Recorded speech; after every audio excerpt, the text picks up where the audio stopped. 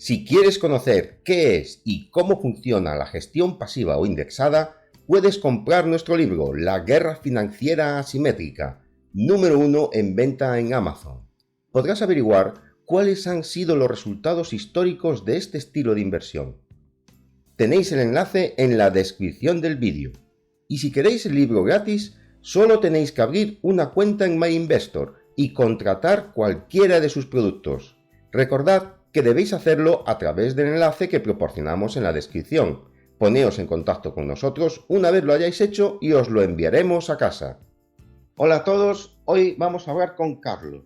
Carlos es ingeniero industrial español y además andaluz, y se dedica profesionalmente al sector de la sostenibilidad energética.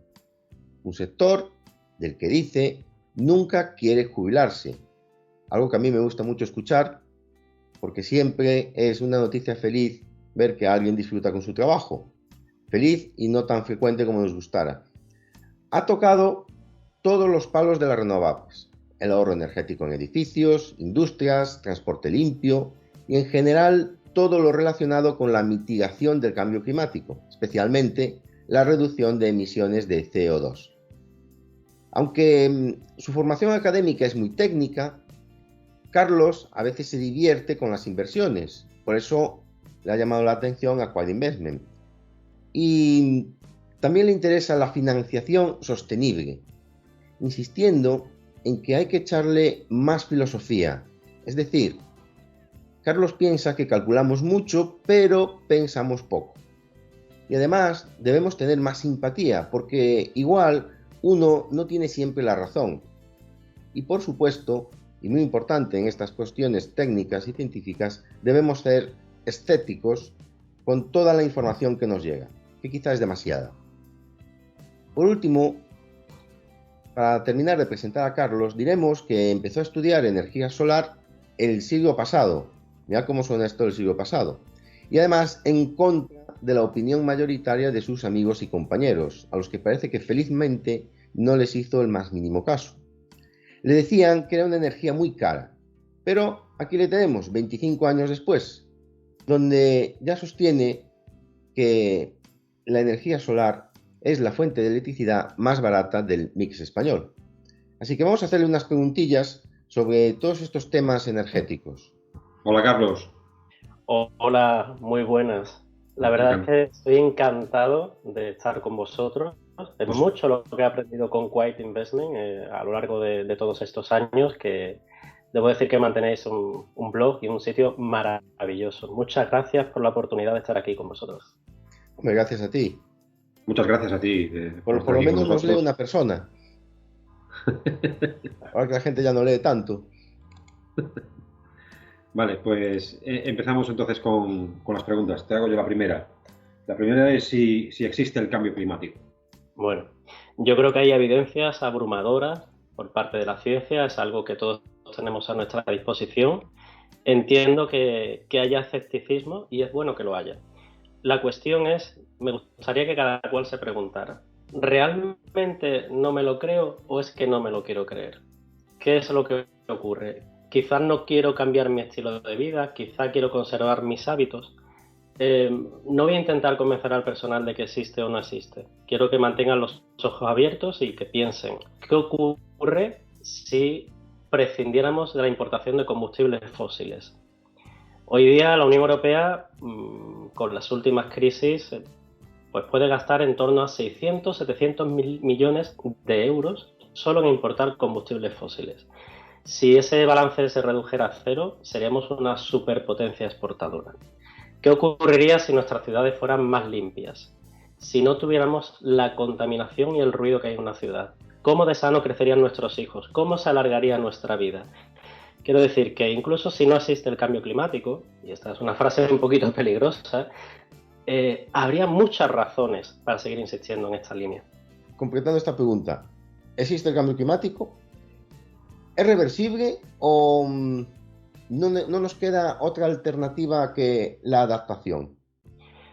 Pues el consenso científico también es abrumador al respecto. Ambas cosas son ciertas. Es reversible, podemos darle la vuelta, pero hemos llenado la atmósfera de tal cantidad de gases de efecto invernadero, el principal es el dióxido de carbono, el famoso CO2, que no nos queda más remedio que adaptarnos a algunos hechos. Ahora mismo tenemos un aumento confirmado global de en torno a 1 grado en todo el planeta, y el objetivo es no superar el 1,5 grados. Las perspectivas no son muy halagüeñas, porque a pesar de los esfuerzos de Europa en este sentido, Europa como tal ya contamina muy poco, emite muy poco CO2 comparado con el resto. Debemos intentar no pasar de ese 1,5 grados y aún así tendremos que adaptarnos a hechos que sin duda van a venir. ¿Qué crees que están haciendo realmente los gobiernos en cuanto al cambio climático? Bueno, pues es evidente que hay un esfuerzo mundial en este sentido, y ese esfuerzo tomó forma con el Tratado de París hacia 2016. Tenemos esfuerzos coordinados por parte de las principales economías del mundo.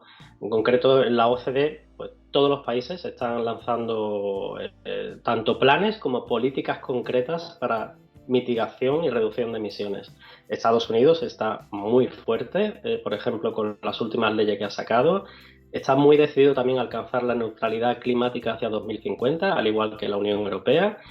Es decir, que para 2050 el balance de emisiones sea neutro, que lo que emitamos se compense con lo que la naturaleza sea capaz de absorber.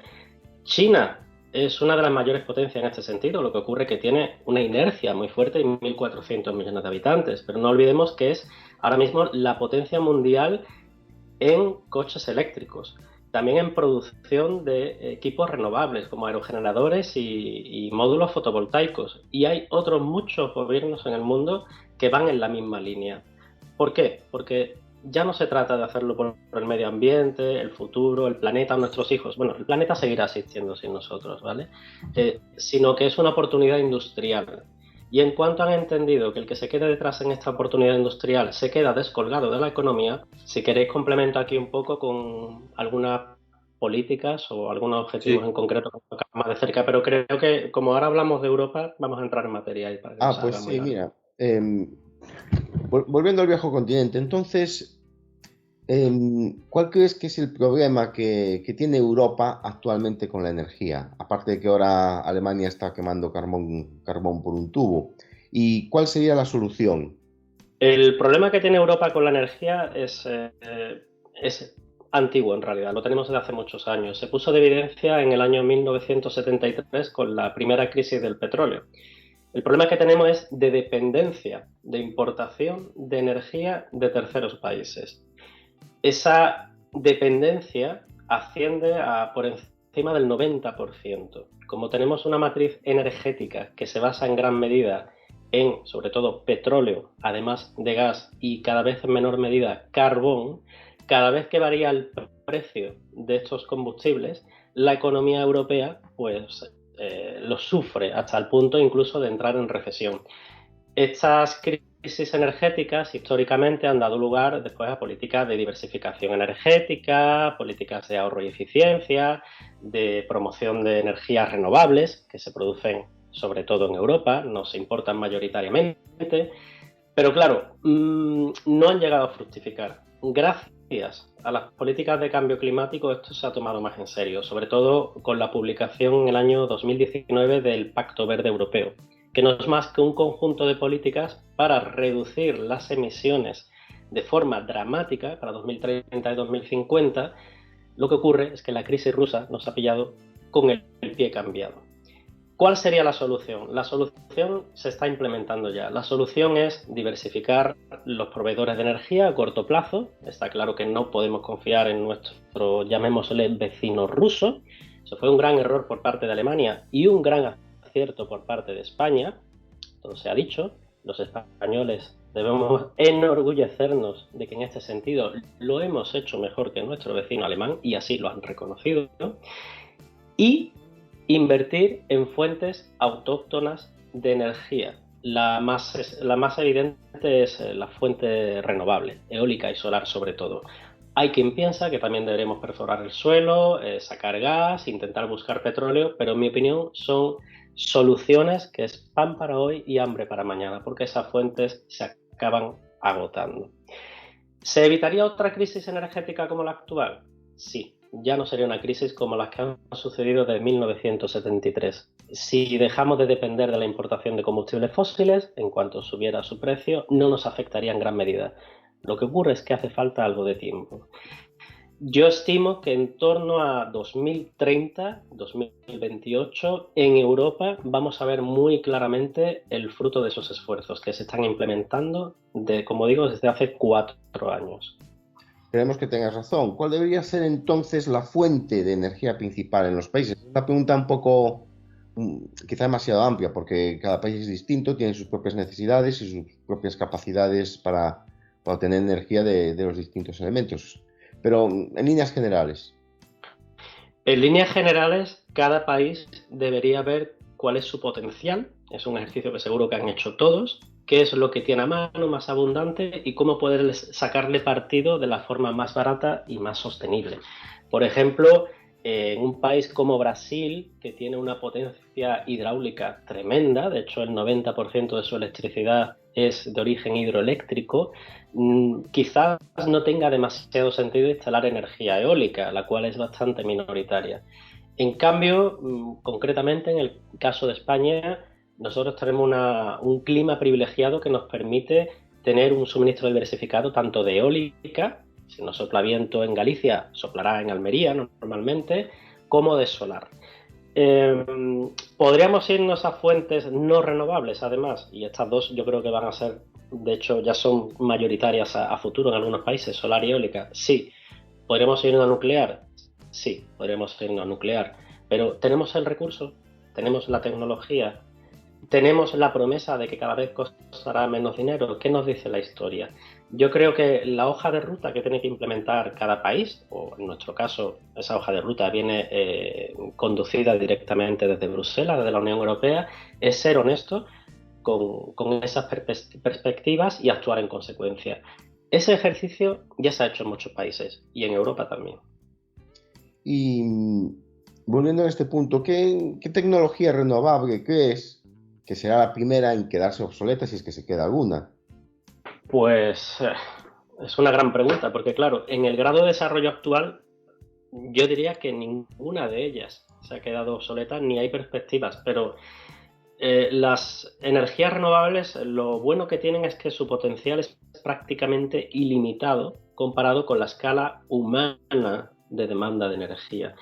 Entonces, quizás la primera que empiece a no poder satisfacer esa demanda puede ser la biomasa, por motivos evidentes, porque no se puede producir, digamos, pellets o leña para tanta población. Podría empezar por el final. La última que se puede quedar obsoleta puede ser la solar, porque su potencial es inmenso. La cantidad de energía solar que llega a la Tierra a lo largo del día es varias veces superior a lo que se consume en un año. ¿Qué ocurrirá entonces cuando, digamos, tengamos la suerte de que sobre energía renovable en la red eléctrica? ¿Seremos capaces de gestionarlo? De hecho, eso ya está pasando. Ha pasado en 2013-2014, pasó con la energía eólica, hubo momentos puntuales que en realidad eran cientos de horas a lo largo sobre todo en los periodos de menor demanda, como en vacaciones y fines de semana, en que ya no cabía más energía eólica en la red. Y desde entonces se ha instalado más energía eólica. La solar, que empezó otra vez a despegar en 2018 y está registrando unas tasas de crecimiento tremendas, empieza ya a lo largo de los mediodías, incluso en invierno, no solo en verano, cuando la radiación es mayor, a registrar unos precios inexistentes, precios cero. Esta señal lo que nos dice, está muy bien sabido entre los que diseñan las políticas energéticas, y es que hay que complementar el aporte de energía renovable con sistemas de almacenamiento, tanto a corto plazo como a largo plazo. Un sistema de almacenamiento puede ser, por ejemplo, un sistema de bombeo hidráulico, o sea, una presa hidroeléctrica que tiene dos embalses, uno a un nivel superior al otro, y cuando sobre energía de la red impulsa el agua hacia el embalse superior con una bomba, y cuando se demanda esa energía de la red, por ejemplo a las 9 de la noche, cuando estamos todos viendo la tele, comiendo pizza y no luce el sol, turbinamos ese agua para tener ese aporte de energía que hemos almacenado almacenado previamente. Estas centrales tienen décadas de experiencia, no es algo que haya que desarrollar ahora, se sabe cómo operarlas. Otra fuente que está bajando de precio en cuanto a almacenamiento son las baterías y, por supuesto, tenemos la promesa del hidrógeno. Cuanto más almacenamiento tengamos en la red, en general, mejor, sea para fuentes renovables o sea para otras como la nuclear. Y hablando de baterías, ¿crees que la península ibérica está llamada a ser la batería de Europa? ¿Y qué implicaría eso, claro? ¿Y qué se necesitaría para hacer realidad ese sueño? Pues quizás está ocurriendo ya y no nos estamos dando cuenta. El hecho de que haya varios periodos de horas durante varios días con electricidad a precios cero significa que ya empezamos a no ser capaces de darle salida a estos excedentes. Es decir, la península ibérica ya hay cada vez más momentos en los que esa electricidad no sabemos muy bien qué hacer con ella. ¿Cómo podríamos gestionar esto en un futuro? Con más interconexiones con el resto del continente. Lo que ocurre es que nuestro vecino francés no entiende las necesidades de Europa o de la península ibérica, o quizás no la identifica tan bien como nosotros. Entonces, históricamente hemos encontrado muchas trabas para que nuestra, llamémosle, isla eléctrica, que es la península ibérica, con una baja capacidad de interconexión con el resto de Europa, cada vez tenga más disponibilidad de importar y exportar electricidad. Siempre hablo de electricidad, ¿eh? La electricidad es solo un quinto de la energía que consumimos actualmente. Pero bueno, si nos centramos en electricidad, necesitamos más interconexiones, no solo con Francia. Podemos plantear una interconexión más larga, más cara, pero muy conveniente con las Islas Británicas, por ejemplo, para aprovechar cuando sopla eólica en el Mar del Norte y cuando tenemos energía solar en el sur. Podemos plantear interconexiones con Italia, por ejemplo, de Barcelona a Livorno. En fin, cuanto más interconectado esté el sistema, mejor. Dinamarca, por ejemplo, es el vivo ejemplo de que puedes producir mucha más renovable de la que consumes y, sin embargo, beneficias a tus vecinos y se benefician ellos. Dinamarca ha habido momentos que ha producido un 150% de su electricidad, un 50% más de lo que consume, solo con energía eólica. Pero Dinamarca tiene la suerte de que tiene buenas interconexiones con todos sus vecinos. ¿Y qué piensas de algo de lo que se habla mucho aquí en Alemania, que es el hidrógeno como fuente de energía, especialmente el hidrógeno verde? De hecho, aquí hay incluso una política industrial al respecto. Sí, y una moda tremenda, ¿no? Se habla mucho Sí, en la prensa últimamente. también hay muchos problemas que parece ser que se derivan del transporte y de la seguridad. Bien, el hidrógeno, primero hay que aclarar que no es una fuente de energía, ¿eh? Es un vector energético, es un método de almacenamiento, pues es como la electricidad, simplemente nos provee de un medio para poder consumir energía, pero no es una fuente. Una fuente es la energía nuclear, la solar, la eólica o incluso cualquier hidrocarburo como el gas o el petróleo. El hidrógeno no está llamado a tener un papel protagonista principal en la transición energética, pero lo necesitamos para sectores que son muy difíciles de descarbonizar y de electrificar, sobre todo. Por ejemplo, en automoción eléctrica, creo que ya con las tasas de matriculación que estamos viendo en España o en China o en Alemania, está claro que los coches eléctricos van a ser dominantes. En cambio, ¿qué ocurre con los camiones de largo recorrido? Ese camión que sale de España cargado de naranjas y tiene que llegar a Polonia 2 o 3 días después. Necesitas una red de cargadores para un camión que tiene 2 conductores y puede hacer 2.000 kilómetros al día. Ahí el hidrógeno puede jugar un papel. Y en cuanto nos vamos a medios de transporte más complicados, en el sector marítimo, con los barcos, e incluso en aviación, es donde vemos que el hidrógeno empieza a tener su nicho y su sentido. Igualmente, la industria, especialmente la industria petroquímica y las refinerías, que tradicionalmente son grandes consumidores de hidrógeno, se beneficiarían igualmente de un suministro de hidrógeno como el que tienen ahora, con la diferencia de que provendría de fuentes sostenibles. ¿Por qué tenemos que hacerlo con fuentes sostenibles? ¿Por qué no podemos sacar el hidrógeno del gas? Bueno, pues ya habéis visto lo que pasa dependiendo del gas natural a lo largo del año 2022. Cambiando ahora de fuente de energía, ¿tú crees que existe realmente un revival de la energía nuclear? ¿Y invertirías en este tipo de energía? Bueno, yo creo que hay mucho ruido y pocas nueces.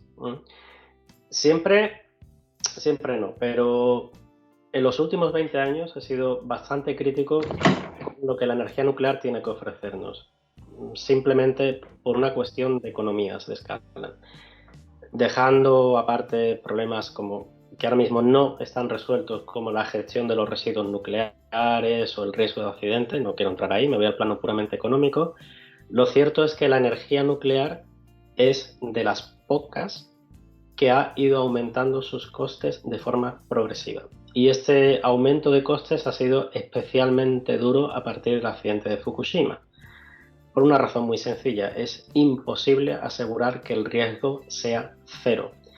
Los proyectos que hemos tenido en Occidente últimos, por ejemplo Flamanville, el proyecto francés estrella, Olkiluoto en Finlandia, que ha echado a andar hace poco, o incluso la central en proyecto británica Hinkley Point C, son los tres ejemplos clásicos, han sido absolutos fiascos económicos. Han sextuplicado los costes en algunos casos, se han eternizado las obras, los permisos. Entonces, para la energía nuclear, hace 50 años, cuando no teníamos la alternativa renovable, creo que realmente tenían su momento. Ahora se encuentra con un escenario muy complicado. No son capaces de competir en costes con energías que han reducido sus costes en 10 años un 90%, como es el caso de la solar. Viendo ese panorama, ¿yo invertiría en energía nuclear? Pues a no ser que haya un cambio significativo en las perspectivas de costes o en la tecnología que lo haga bastante competitivo en comparación con las fuentes renovables, yo no pondría mi dinero ahí. Y de hecho, lo que he hecho tradicionalmente es ponerme corto, en empresas nucleares, porque tenían más problemas que una canción de José Luis Perales, perdonadme por la comparación, pero mirad lo que ha ocurrido en el pasado y lo que está ocurriendo en el presente para tratar de adivinar un poco lo que ocurre en el futuro. Las renovables han sido muy claras desde el principio. Si se invierte lo suficiente en I+D y en producción industrial y se escala la producción de componentes, nuestro precio bajará muchísimo. Eso se ha cumplido a día de hoy. La nuclear que ha prometido desde los años 70 u 80, cada cual se lo tendría que preguntar, pero yo recuerdo que hablaban de energía ilimitada, de poder solucionar problemas del tercer mundo. Eso no ha ocurrido hoy. ¿Y qué papel puede jugar la taxonomía de la Unión Europea en este, vamos a poner entre comillas, ¿no?, relanzamiento de la energía nuclear, de existir, cosa que en Europa es un poco dudoso, pero sí es cierto que, o eso hemos visto, que hay bastantes proyectos de centrales nucleares en otros sitios, o sea, también en China. Y también, ¿qué opinas de los que han calificado como energía verde a la energía nuclear? Bien, la taxonomía de la Unión Europea es simplemente un instrumento legal que califica como inversiones sostenibles, llamémosle así, a ciertas actividades económicas. En ese sentido, en la taxonomía tenemos reconocido, por ejemplo, como, llamémosle verdes, desde la energía solar, eólica o la producción de baterías y de hidrógeno, ¿no?, hasta los coches cero emisiones, los coches eléctricos o los camiones cero emisiones. En el primer paquete de la taxonomía hubo bastante consenso y se llegó a un acuerdo claro sobre qué tecnologías serían sostenibles. Pero quedó pendiente el asunto no solo de la nuclear, sino del gas. ¿Cómo sería de sostenible? En una revisión posterior, de la que se hicieron eco todos los medios, salió que ciertos aspectos y ciertas inversiones de la nuclear y del gas podrían ser también calificadas como inversiones sostenibles. Cuando uno escarba un poquito en esta legislación, lo cual no es fácil y además normalmente está solo en inglés, Lo que ve es que se trata de casos muy concretos.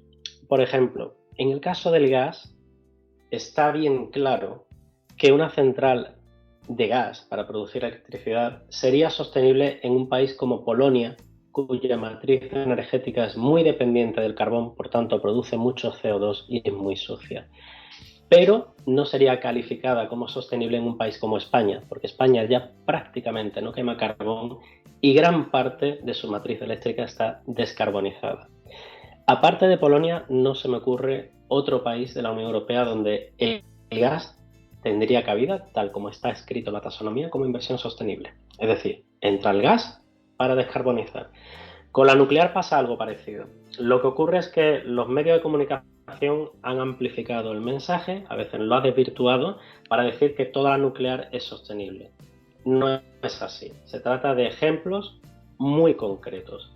Que yo personalmente califique como energía verde a la nuclear. Bueno, a mí lo que me preocupa no es tanto si es verde o medioambientalmente vamos a tener un problema, o localmente con un accidente podríamos hacer la vida imposible a la gente de la región, sino si realmente soluciona de forma permanente nuestros problemas energéticos. Vamos ahora a irnos a otros países, a los países en vías de desarrollo, porque son estos países capaces de asumir el coste de operar con renovables, es decir, pueden salir de la pobreza en base a renovables, porque necesitan energía abundante y barata. Se ha acuñado un término, no me acuerdo exactamente si era colonialismo verde o imperialismo verde, para referirse a algunas actitudes de los países que somos quizá punteros en renovables respecto a los países en vías de desarrollo, ¿no? En el sentido de exigirles a ellos algo que a nosotros no nos exigimos en el pasado. ¿Qué opinas al respecto? En el Tratado de París, de la Cumbre de Cambio Climático, en 2016 quedó muy claro que el nivel de exigencia a los países industrializados y de desarrollo era mucho mayor que a los países en vías de desarrollo. Eso no se discute. De hecho, en la última conferencia de las partes, que fue en Egipto, incluso se aprobó un fondo para ayudar a estos países a descarbonizar más rápido. Y este fondo está alimentado por los países más ricos. Eso fue una gran victoria para estos países y creo que, hablando de justicia histórica, pues algo que se tenía que haber hecho hace ya tiempo. Creo que los países en vía de desarrollo no es que puedan asumir el coste de operar con renovables, es que cuando van al mercado no encuentran fuentes más baratas. Y esto se puede ver ya en países de África Central, por ejemplo, o del Sahel. Pueden ¿Más barato incluso que quemar carbón a destajo? Pueden operar con una central de carbón, ciertamente, pero necesitan un CAPEX bastante grande, o incluso podrían encargar una nuclear, cuyo CAPEX es muchísimo mayor, o pueden instalar una central solar que tiene unas necesidades de inversión mucho más bajas porque es más barata y los costes de mantenimiento son prácticamente ridículos porque el combustible está en el ambiente. La opción está clara y el camino por el que están tirando también. En cuanto al neocolonialismo energético, yo creo que deberíamos hablar simplemente de colonialismo. Está claro que la tecnología se ha desarrollado en los países pues, más avanzados. La cuestión es si estos países pueden acceder en igualdad de condiciones a esa tecnología. Y yo, en mi experiencia pequeñita como cooperante, lo que he visto es que es mucho más fácil instalar un sistema de energía solar o una mini turbina eólica en el Chad que encargar una central de carbón. El recurso está ahí, en el Chad, el sol y el viento están allí, no tienen que importarlo, no necesita de grandes redes eléctricas para distribuirlo, son sistemas modulares, escalables y fácilmente integrables en las comunidades, fácilmente construibles y se pueden mantener por el personal local y no necesita importar combustibles fósiles de otros países, blanco y en botella. Pues nos alegramos por estas buenas noticias. ¿Crees que es suficiente con reducir las emisiones de CO2 a cero para 2050, en el hipotético caso de que eso sea posible, tal como se plantea la Unión Europea, ¿no? Esa neutralidad climática? ¿O se puede o se debe hacer algo más? No es suficiente. Yo siento avanzar noticias sobre trabajo duro, pero no es suficiente. El objetivo de tener esa neutralidad climática para 2050 responde al hecho de que hay que ser coherente. No podemos hablar de sacar CO2 de la atmósfera si seguimos emitiendo a lo bestia. Primero, hay que hacer un esfuerzo en dejar de emitir, pero después, y creo que antes de 2050, quizá en 2030 ya se empiece a trabajar en ello directamente, hay que retirar CO2 de la atmósfera de alguna manera. Porque la situación es la siguiente. Aunque mañana todas las chimeneas, fábricas, coches y refinerías del mundo se pararan, cosa que no va a ocurrir, obviamente, y dejáramos de emitir CO2 como si no hubiera un mañana, la temperatura del planeta seguiría subiendo por el hecho de la inercia que hay en los procesos de calentamiento en la atmósfera. De hecho, si llegamos a la neutralidad climática en 2050, asumiendo que las grandes economías del mundo lo hagan y que prácticamente el planeta lo consiga, aunque China se ha comprometido a hacerlo para 2060, 10 años más tarde, el planeta se seguirá calentando. Eso es un hecho. Lo que ocurre es que hay que ser consecuente. No podemos tratar de llenar un cubo de agua si está lleno de agujeros. Primero hay que tapar los agujeros y después le echamos agua al cubo. Yo quería preguntar una cosa sobre esto. ¿A ti qué te parece la medida de compraventa de emisiones? ¿Tú crees que eso soluciona algo? La medida de compraventa de emisiones, de futuros de derechos de emisiones de CO2, fue una medida pionera que introdujo la Unión Europea hace, creo recordar, unos 20 años y fue muy criticada porque, según algunos países, algunas partes, sobre todo las ONG medioambientales, eran muy críticas al respecto, podría dar lugar a precisamente a que no se taparan los huecos del cubo mientras se echaba agua en él. Lo cierto es que ha funcionado como un mecanismo de mercado, y está reconocido como un mecanismo de libre mercado, de hecho, a la hora de asignar esfuerzos y precios en la descarbonización. Yo creo que Quiet Investment reconoce las virtudes del libre mercado, ¿verdad? Es algo, yo también lo reconozco, por supuesto, y creo que el camino no es restringir el libre mercado o reducirlo para solucionar nuestros problemas ambientales, sino integrar la variable de, llamémosle, la urgencia climática o de la necesidad de conservar el medio ambiente dentro de la economía. Es decir, internalizar esos costes. El mecanismo de derechos de emisiones ha dado cosas realmente brillantes. Por ejemplo, existe un fondo de la Unión Europea, se llama el Fondo de Innovación, el Innovation Fund, que con gran parte de esos derechos de emisión, creo que son unos 400 millones aproximadamente, se dedica a financiar directamente tecnologías que ya han pasado su fase de I+D, pero necesitan dar el salto a escala industrial y les ayuda a reducir costes. Por ejemplo, tecnologías para producir hidrógeno verde, que hemos mencionado anteriormente. Es decir, se está tomando dinero de la industria fósil, que se ve obligada a pagar por esos derechos de emisión, para invertir en energía limpia y bajar su precio. ¿Qué ocurre? Que no todo el mundo es perfecto. Lo hemos visto en 2022 cuando han subido los precios de la electricidad. Esos derechos de emisión también han contribuido a encarecer la factura eléctrica, porque se han metido dentro de la factura eléctrica los derechos de emisión. No en un gran porcentaje, en torno a un 10 o un 15%, pero de nuevo hemos tenido los medios, hemos resaltado una relación directa entre lo caro que se han puesto los derechos de emisión con lo cara que se ha puesto la factura eléctrica. En realidad, el gas era la componente más importante de la factura eléctrica, no los derechos de emisión, pero ha sido suficiente para dañar su reputación. Yo creo en ese mecanismo de libre mercado, yo creo que es una forma bastante sensata de internalizar los costes dentro de la economía. Creo que el libre mercado asigna los esfuerzos de forma muy eficiente, lo lleva demostrando desde hace muchos siglos, pero igualmente es un mecanismo de mercado que necesita todavía pues de cierta, digamos, de un esfuerzo de refinarlo. ¿O qué les dirías realmente entonces a los que creen que Europa se pega un tiro en su propio pie con este objetivo de neutralidad climática? Más que nada porque es un objetivo que lleva un recorrido asimétrico, ¿no? Mientras unos hacen más esfuerzo, otros hacen menos, y entonces supongo que el argumento principal de los que sostienen que nos pegamos un tiro en el pie va del lado de la desindustrialización de Europa y sus consecuencias, y que otros aprovechen pues para seguir produciendo energía más barata pues con medios más contaminantes. ¿Crees que nos pegamos un tiro en el pie o no?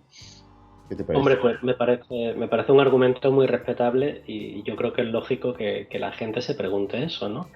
¿Por qué nosotros vamos a hacer un esfuerzo si los demás no lo están haciendo y luego importamos sus productos sucios, digamos, ¿verdad? Importamos carbono dentro de su maquinaria o de sus coches o de su acero incluso, ¿no? No hecho con hidrógeno verde, por supuesto. Me parece lógico que la gente se preocupe por eso. Tenemos que tener claro que el objetivo de neutralidad climática supone un esfuerzo a corto plazo, pero trae beneficios económicos asociados muy importantes, no solo en el largo plazo, sino también en el medio plazo. Por ejemplo, cuando instalamos una planta solar, hacemos una inversión a futuro.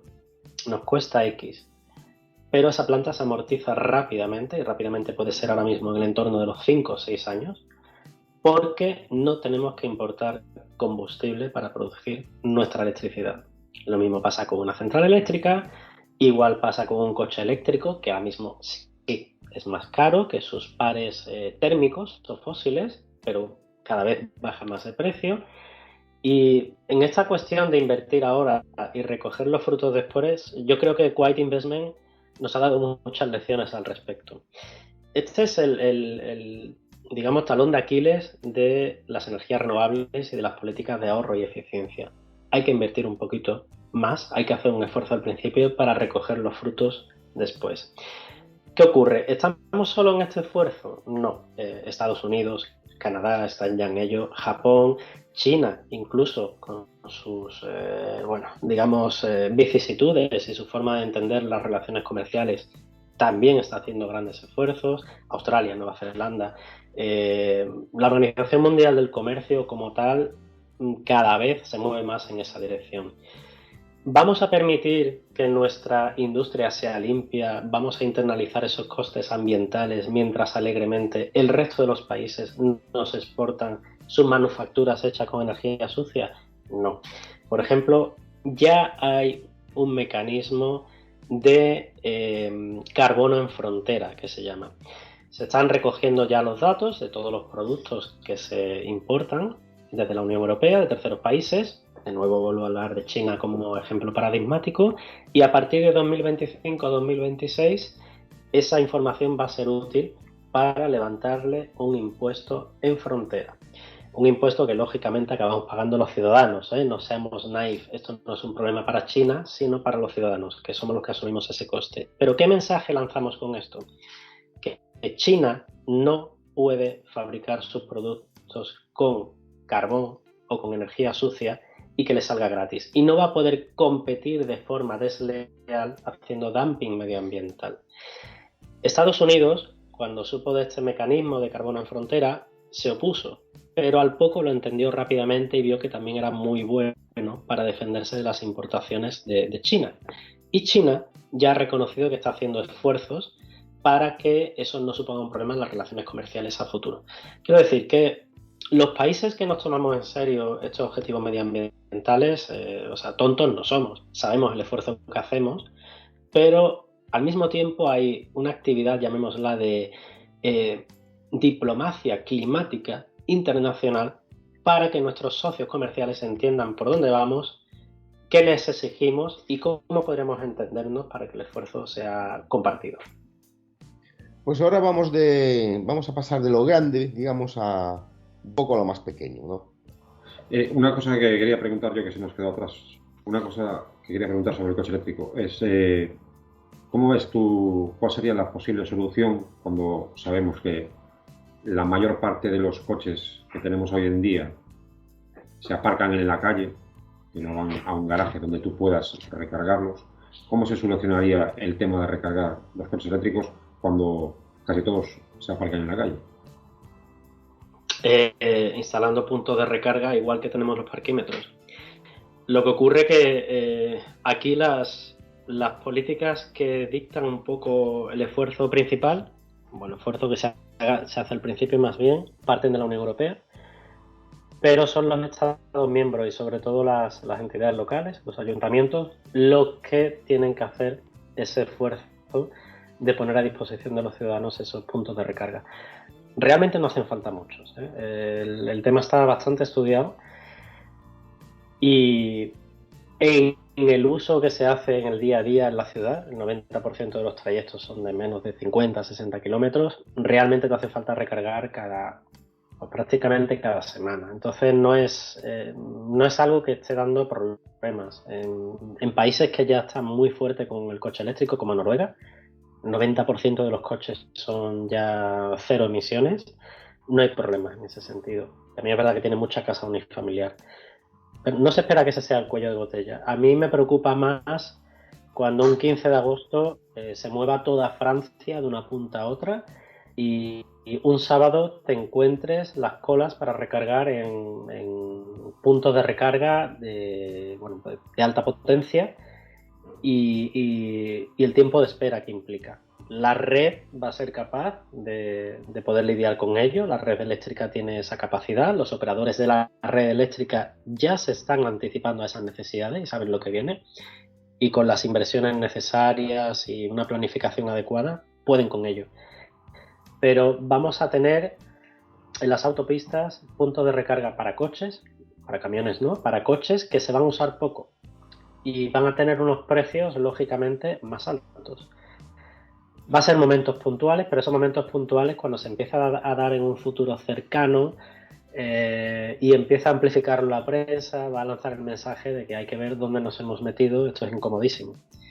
En la ciudad, como digo, no veo mayor problema porque se necesita mucha menos electricidad cada día para recargarlos. Es que uno de los argumentos que había era que era inasumible el coste de montar toda esa red. En una ciudad, por ejemplo, toda esa red de cargadores necesarios que tendría un coste altísimo. No es tan alto. Y comparado con el petróleo que dejamos de importar, de hecho sale un beneficio curioso. Pero vaya, cuando cambiamos la red ADSL por cable, nadie preguntó por la amortización de ese coste. Yeah. La gente lo paga y ya está. O cuando cambias el alicatado del cuarto de baño de tu casa, no te planteas que haya un periodo de retorno. Quiero decir que a la industria de la descarbonización y el sector energético se le exige amortizar sus costes y creo que está muy bien que se haga, pero otros muchos no, nunca. Otra cosa que quería preguntarte es sobre el tema del problema del agua. El agua, por ejemplo, en España. ¿Qué futuro le ves tú? Las proyecciones que tenemos del consenso de la ciencia sobre cambio climático es que la región mediterránea va a tener menos precipitaciones y las precipitaciones van a ser cada vez más violentas. Se me viene a la mente la última hoja de ruta sobre cambio climático de Andalucía. En Andalucía están las ciudades que registran mayores temperaturas en verano. Por ejemplo, en Écija, ¿no? Un pueblo de Sevilla es conocida como la sartén de Andalucía. Pues bien, la principal preocupación del gobierno andaluz no son las temperaturas. Sabe que va a morir gente por la subida de las temperaturas, pero es la escasez de agua la que la tienen en un brete. Yo soy partidario de aplicar el mismo punto de vista que se ha hecho en política energética. Vamos a intentar ahorrar, vamos a intentar hacer los sistemas más eficientes, vamos a tapar los huecos de puertas y ventanas, en este caso de tuberías de regadío, para minimizar esa necesidad de agua, porque la agricultura consume, te hablo de oídas, en torno a, seguro que más del 80% del agua disponible, si no el 90% en algunos casos. Después viene el sector industrial y lo que es el uso doméstico es una parte muy, muy pequeña. Vamos a ver bien cuáles son esas necesidades de regadío, si se está gestionando con cabeza. Pero bueno, soy optimista porque la escasez de agua Es algo que se ve notoriamente, enseguida lo ves. Ha habido campañas de concienciación desde los años 80, todavía tenemos las pegatinas pegadas a los grifos, cierra el grifo, ahorra agua, la gente no lo tiene muy metido en la cabeza. Quizás esa campaña de concienciación y la señal de precio no está llegando adecuadamente a los mayores consumidores. Ni tampoco un aporte, una ayuda financiera a invertir para hacer sus sistemas pues más eficientes. Bueno, pues de lo grande vamos ahora a lo más pequeño. Carlos, ¿cuál crees que sería la mejor opción para dotar de energía, incluida la calefacción, ¿no? Una vivienda unifamiliar, teniendo en cuenta criterios de coste de instalación, amortización, renovable, etcétera? Una vivienda unifamiliar en España, entiendo, tiene una gran ventaja sobre una vivienda colectiva como un bloque de pisos. Y es que no tenemos que ponernos de acuerdo con los vecinos. Importantísimo. Sí. Gobernar un país es difícil, pero gobernar una escalera, en fin, es... Pero bueno, depende del clima, ¿vale? En España tenemos 3 zonas climáticas fundamentalmente, obviando un poco el caso de Canarias, que es especial. Tienes la fachada atlántica, con un clima suave, una necesidad de calefacción y apenas de refrigeración de aire acondicionado en verano, pero va a más. Luego tienes una zona continental, seca, en el centro, donde tienes ambos extremos, y luego tienes el sur, donde sobre todo tienen el sur, entendido como el sur, bueno, a nivel del mar, donde tienes justo lo contrario que en el norte. Necesitas más aire acondicionado que calefacción. El primer punto que yo adoptaría a la hora de plantearte si tú quieres tener un suministro de energía adecuado y no dependiendo de las fluctuaciones de mercado, es como todo. ¿Necesito toda esa energía o necesito primero aislar la casa y tapar los huecos, cambiar las ventanas, poner un bajo puerta para que no entre el aire por debajo de la puerta? Vamos a pensar primero en consumir menos energía y adoptemos aquellas soluciones sencillas que tienden a aumentar la eficiencia energética y el aislamiento de la vivienda. Eso en muchas casas no se ha hecho y sin embargo ya estamos planteándonos si poner paneles solares en el tejado. Oiga, empecemos por lo sencillo, lo más efectivo, hagamos un diagrama de Pareto, el 20% de las soluciones para solucionar el 80% de la demanda. Una vez se hace esto, algunas soluciones son fáciles, en otras necesitaremos una ayuda más especializada. Podemos plantearnos cuál queremos que sea nuestro suministro eléctrico. Yo en una casa unifamiliar instalaría autoconsumo solar sí o sí. ¿Por qué? Porque es barato. Es verdad que tiene que afrontar una inversión al principio más alta, más grande comparado con los beneficios que nos da, pero es algo que se amortiza sin problemas y tenemos precedentes de paneles fotovoltaicos que se han instalado hace 40 años y todavía funcionan con un 75% de rendimiento. O sea, cuando un sistema de ingeniería no tiene partes móviles y está bien construido, no te voy a decir que sea eterno, pero a escala humana prácticamente. Sí, lo de los paneles solares, por ejemplo, aquí en Alemania, eso está muy extendido en las viviendas. Y me ha llamado la atención porque más que en España. Y eso que no tienen la suerte de tener ese 60% más de radiación solar, ¿no?, que tenemos en España de media. Aún así lo instalan, o sea que quizás nos estamos perdiendo algo. Ahora, como hay un boom de demanda de estos sistemas, pues es muy posible que si lo solicitas a una empresa especializada te den un año de plazo, perfectamente. Falta personal, faltan materiales, bueno, pues ya sabéis cómo funcionan las olas y los booms de mercado. Yo me lo plantearía como una forma de no depender de la fluctuación de los precios eléctricos. Hay gente con sus sistemas de autoconsumo que prácticamente no pagan electricidad a lo largo del año.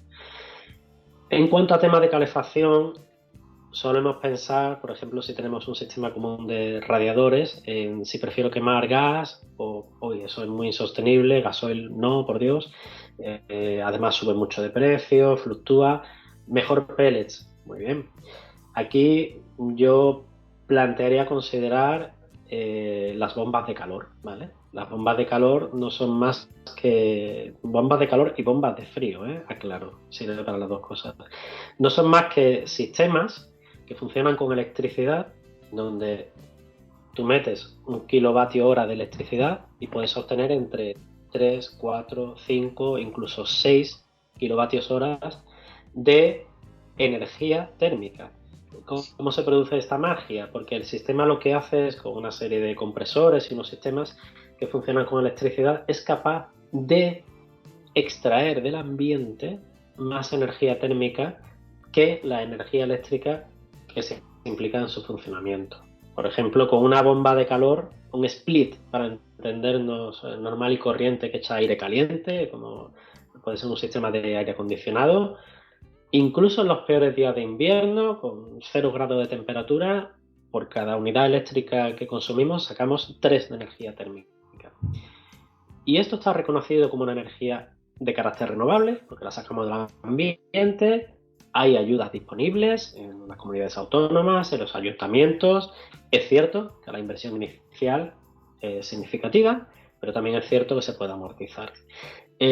Una vez ese sistema de bomba de calor te provee de la energía térmica necesaria, ya te puedes plantear, si te hace falta más, cómo complementarla, cómo sustituirla. Por supuesto, esto depende de las zonas climáticas, depende del tipo de casa, cada casa es un mundo, pero yo estaría ese enfoque primero. Reducir la demanda energética de tu casa al máximo posible y esa energía que te haga falta, tratar de obtenerla del ambiente por medio de fuentes renovables, por ejemplo, energía solar o bomba de calor, porque fundamentalmente es gratis y depende mucho menos del mercado. Entonces sería una bomba de calor surtida por unas placas fotovoltaicas. Las placas fotovoltaicas ciertamente te pueden dar una gran parte del suministro eléctrico de las bombas de calor, si no todo. Ya depende de la potencia que montes, depende de... A ver, yo no soy instalador, ¿vale? Yo soy ingeniero, veo las cosas como muy por encima, pero sí que sigo la evolución de muchos profesionales y muchas empresas que en este sector no están dando abasto. Literalmente les cuesta muchísimo encontrar personal y encontrar equipos porque pues se están hinchando, ¿vale? Con los precios que se han registrado este año. En el caso concreto de calefacción con una bomba de calor, tendríamos unos radiadores algo especiales, suelen ser de aluminio. Y en vez de tener temperaturas de salida de 55 o 60 grados, 55 grados para una caldera de condensación, como puede ser de gas natural, tendríamos temperaturas de unos 35 grados. Y si necesitamos más temperatura, habría que complementarlo quemando algo. Idealmente puede ser pellets, ¿vale? Pero bueno, la idea es ir sustituyendo al máximo tu exposición a una energía que tengas que comprar y cuya volatilidad de precios va a afectar a tu factura. ¿Podemos usar para una vivienda unifamiliar? ¿Es igualmente aplicable, para, por ejemplo, para un bloque de pisos? Que es la tipología más frecuente de vivienda en España. Sí, depende de las circunstancias, del espacio que tengas, porque instalar una bomba de calor y un depósito de agua caliente asociado quizá no se puede hacer en todos los bloques de pisos. A ver, y no te comento ya en la bomba de calor, la forma de hacerla todavía mucho más eficiente es que en vez de intercambiar energía con el aire, lo haga con el terreno, con el subsuelo. ¿Por qué? Porque el subsuelo siempre está a una temperatura constante, unos entre 15 y 20 grados. Entonces, esa relación en la que te hablaba antes, que metes 1 kilovatio hora eléctrico y sacas 3 o 4 térmicos, en el caso de intercambiar calor con el subsuelo, se te dispara a 15 o 16. O sea, el rendimiento es brutal, pero implica hacer unas excavaciones, implica invertir más, y aquí, bueno, pues hay que hacer un juego, digamos, de compensación y de relación coste-beneficio.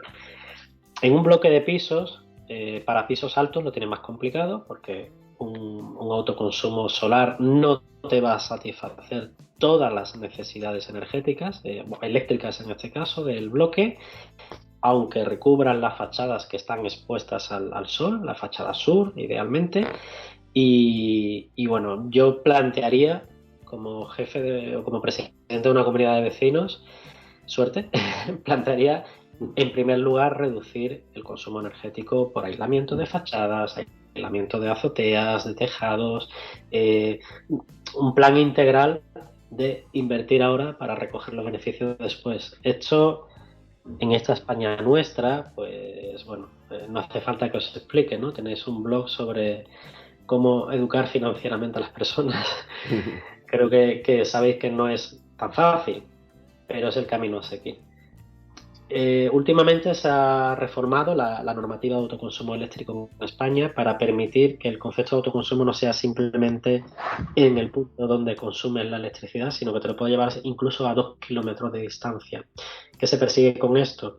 Que tú tengas acuerdos de compra-venta de electricidad con puntos cercanos. No te vas a traer la electricidad de Alemania a través de los Pirineos, pero sí te la puedes traer del polígono industrial que hay al lado, donde hay un hermoso techo industrial que no se está usando y que puede ser el que te provea de electricidad dentro del propio municipio. ¿Vale? Esa es la idea, hacer un local, pero no estrictamente local. Una pregunta un poco especulativa. El futuro a corto o medio plazo de los precios de la energía. Personalmente, yo si tuviera que decir precios de la energía, si más bien si fuera gas, petróleo, a corto o medio plazo, yo diría que subirán por las circunstancias actuales. Pero bueno, es pura especulación, ¿eh? ¿Cuál es tu opinión al respecto? Esto es jugar a Nostradamus. Esta pregunta tiene WhatsApp, ¿eh? Sí, claro. Para eso lo hemos hecho. Ni idea. O sea, si hay algo que caracteriza el precio de la energía es la volatilidad extrema y que se liga a eventos pues, que no esperas o que la mayoría de la gente no espera, ¿no? Como puede ser una guerra, un accidente. Me pregunto qué ocurriría si Irán lanza una bomba nuclear pequeñita, sucia, de estas, digamos, de efecto local en el estrecho de Hormuz. ¿A qué precio sería el barril de crudo? Puede llegar a 150, $200 sin problema. Si el mundo puede permitir pagárselo, nos metería directamente en una recesión económica mundial. Entonces, estos episodios van a seguir ocurriendo porque la historia nos demuestra que han pasado mucho en el pasado, ¿no? ¿A largo plazo va a seguir pasando? Bueno, puede ser. Nosotros lo que podemos hacer es mostrarnos más inmunes, más resilientes y menos dependientes de esa variación de precios. Yendo a un plano más local, como es España, yo soy de la opinión, altamente especulativa, de que aún con algunos episodios y algunos baches por el camino, vamos hacia precios de la electricidad tirados. Porque las renovables ya son capaces de sacar el megavatio hora a 30, a 40 euros, a 50 si me apuras, pero no va a subir más. Entonces, como no hacen más que cada vez meterse más electricidad renovable en el sistema, llega un momento incluso en que los productores o los instaladores de renovables dirán, no sé si me merece la pena seguir invirtiendo a estos precios. Quizás estoy siendo muy optimista, pero la historia nos demuestra que esos episodios han ocurrido y nos están demostrando este año que cada vez van a más. Eso en cuanto a electricidad. En cuanto a los precios del gas que importamos o del petróleo que importamos, es una lotería. Puede pasar de todo. Puede ocurrir precio de depresión. Si hay una recesión económica, nos podemos encontrar otra vez el petróleo a 10, 15 dólares perfectamente y se nos puede disparar por encima de 100 en cuanto haya un catarro en el Golfo Pérsico. Pues volviendo a España, ¿cómo ves el tema de las renovables en general, ¿no? Porque a veces cuando leemos noticias y opiniones, parece que hay dos polos opuestos, ¿no? Según unos, país pionero y en vanguardia, y según otros, pues pérdida de oportunidad histórica. ¿Tú cómo lo ves? España fue uno de los países pioneros en renovables. Con la primera crisis del petróleo, en el año 73, se empezó a invertir en I+D, y prueba de ello es que en el año 1978 ya se abrió la plataforma solar de Almería, que es un campo de experimentación de I+D de todo tipo de tecnologías solares. Todavía sigue existiendo, 45 años después, sigue funcionando. Alemania, por cierto, ya que lo mencionas, fue un puntal fundamental cuando en los años 80 el precio del petróleo era bastante barato y la gente pues perdió interés, ¿no?, en seguir investigando esa vía. También se montaron unos parques eólicos, concretamente en el estrecho de Gibraltar, en Tarifa, con máquinas de 0,1 megavatios, de 100 kilovatios. Eso fue en el año 80. En fin, ha sido siempre un sitio donde se ha invertido de forma pionera y se ha invertido mucho en I+D. En el año 2004 salió una regulación en España sobre las famosas primas fotovoltaicas, donde se animaba a invertir precisamente para que esa curva de costes pues fuera bajando con el tiempo. En mi opinión, se diseñó todo el mecanismo de forma defectuosa y todavía recordamos pues, que entró demasiada potencia fotovoltaica en el sistema a un precio inasumible. La consecuencia fue que el siguiente gobierno tomó medidas. Por cierto, este decreto, el sistema de régimen especial, no lo diseñó el Partido Socialista, lo diseñó el Partido Popular, pero poco después fueron las elecciones de 2004 y fue el Partido Socialista el que lo puso en marcha. Quiero decir que aquí no hay políticas de izquierda o de derecha. La misma política la diseñó el Partido Conservador y el Partido Progresista la puso en marcha. O sea, fue un esfuerzo bastante coordinado y conjunto, en mi opinión. Después vino pues un cambio de políticas, puede que demasiado drástico, y a partir de ahí se vivió lo que se llama el invierno solar. Las empresas españolas que habían sido punteras en I+D y que habían ido vendiendo centrales solares por el mundo y centrales eólicas, pues tuvieron que hacer el petate y se fueron a hacer las Américas. Muchas quebraron y muchas otras sobrevivieron. Y de nuevo, desde 2018-2019, con el impulso renovado de la Unión Europea, estamos viviendo otra vez esa segunda oportunidad. Hay trenes que ya hemos perdido. Por ejemplo, yo soy de la opinión que podemos fabricar paneles fotovoltaicos para reducir nuestra dependencia de las importaciones de China, que está encantada de vendérnoslo, pero no vamos a ser capaces de tener, pues creo, en mi opinión personal, la capacidad de surtirnos al 100% con producción autóctona. Pero hay otros trenes que están ahí, esperando trabajo. Tenemos el hidrógeno verde, tenemos las fábricas de baterías, tenemos otros muchos sectores donde las oportunidades son brutales. Soy muy optimista en la capacidad de trabajo y de organización de España y de los españoles. Creo que son grandísimos profesionales y lo llevan demostrando mucho tiempo. Y creo que las cosas van a salir muy bien a poco que nos organicemos en un esfuerzo conjunto. ¿Pero tú crees que los políticos nos están ayudando? Ciertamente todo es mejorable.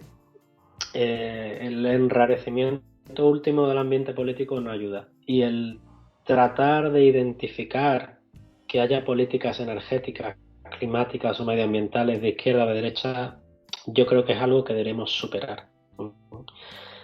Tenemos un ejemplo, por ejemplo, pues no sé, en Alemania, en Baden-Württemberg, actualmente el gobierno es una coalición entre el partido equivalente al Partido Popular y los Verdes. Sí, aquí gobiernan los Verdes desde hace bastante tiempo, en coalición con el CDU.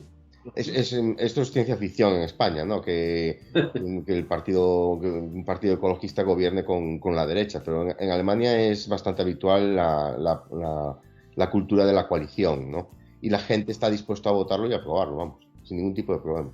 Claro, ciertamente esa falta de entendimiento político en España no ayuda, ¿no? Porque parece como si tuviéramos al ala izquierda por las renovables, por trabajar por el medio ambiente, pero ignorando a la industria y a quien mueve realmente el motor, que son las empresas, aparentemente.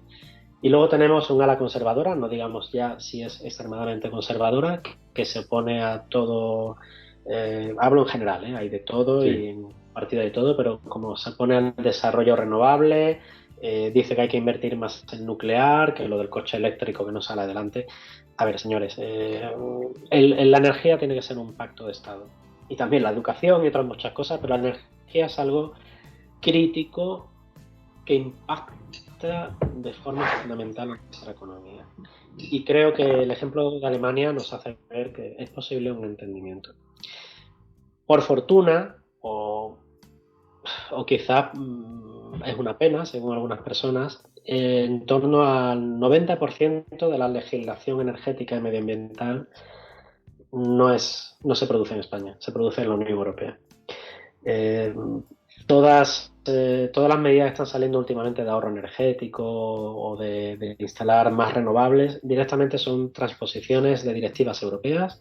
O un ejemplo muy reciente es la obligación de que para 2035 los coches eléctricos nuevos y las furgonetas tienen que ser cero emisiones, es decir, eléctrico o de hidrógeno. No nos vale que sean con un motor de combustión fósil a base, por ejemplo, de biogás o de gas natural, no. Esta regulación es de carácter europeo, se ha implementado directamente y todos los países de la Unión Europea tienen que obedecerla. Entonces, para bien o para mal, estamos metidos en ese carro. Nosotros como españoles tenemos la capacidad de decidir también esas políticas a través del Parlamento y el Consejo, y se hace, pero es un esfuerzo conjunto de 27 países. Ya que hemos tratado el tema de España, hago un breve inciso, ¿no? Y te pregunto, desde el punto de vista energético, ¿quién es el hombre enfermo de Europa? ¿España, Francia, Alemania, Italia? Algunos dicen que la nuclear Francia.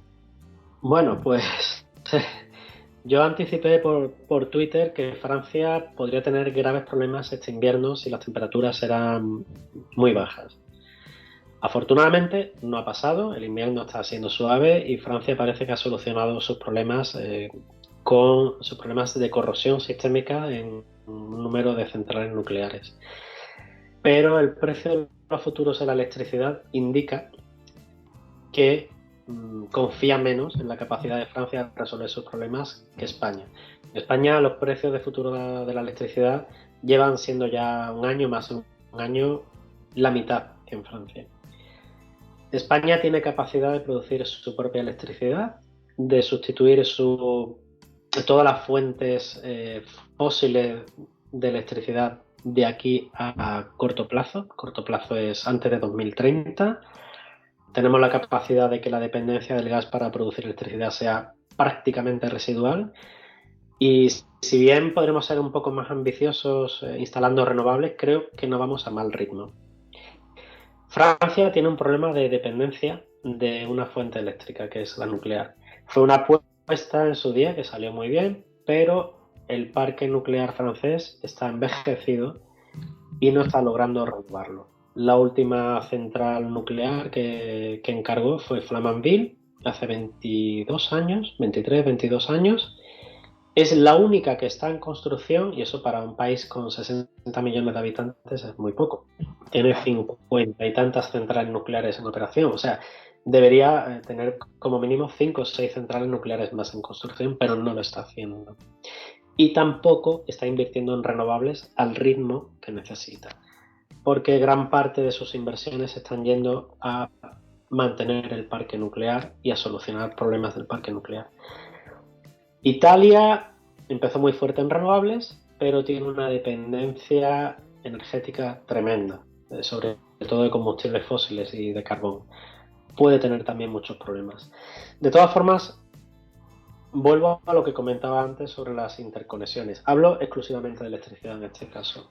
Cuanta mayor sea nuestra capacidad de interconexión, cuanta más líneas eléctricas tengamos entre los distintos países de Europa, no solo la Unión Europea, también Suiza, Noruega y países, digamos, afines, con los cuales nos sentimos como parte del club, mejor, porque lo que a unos les falta, a otros les puede sobrar y tenemos una facilidad muy grande para llegar a acuerdos. Lo hemos visto, por ejemplo, con las vacunas del COVID. Al final, después de mucho criticar los esfuerzos que ha hecho Europa, pues comparado con China, en el tema del COVID no hemos salido tan mal parados después de todo. Y vamos ya al panel nacional. ¿Qué opinión te merece el sector energético español, especialmente el cotizado en bolsa? Que son básicamente Red Eléctrica, Enagás y Endesa, Iberdrola y Gas Natural.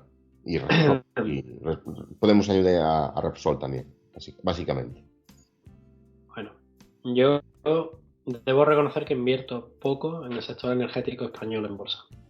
He hecho especulación cuando el precio del crudo estaba muy bajo, por ejemplo, cazando Repsol a 6 euros y cosas así, pero mi alma medioambiental no está muy tranquilo con esa operación. El resultado económico es bueno, pero no es precisamente el tipo de cosas en las que quiero invertir de forma sostenible y de forma habitual.